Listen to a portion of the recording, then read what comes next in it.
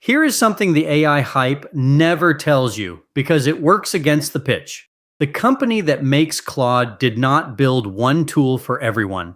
They built different ones on purpose.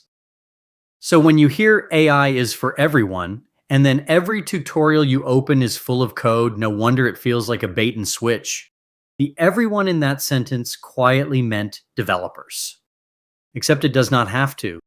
Anthropic actually shipped a product for people who are not developers. It is called Claude Cowork, and it was built for knowledge workers, for running an operation and handling real work, not writing software. You do not have to take my word for it. Look at their own lineup. Code and Codex for the developers, Cowork for you. Two doors on purpose. That means you were never behind on AI. You were just handed the wrong entrance. The people getting real work out of this are not more technical than you. They walked through the door that was actually built for them. That door is open. Join the first wave at coworkacademy.com.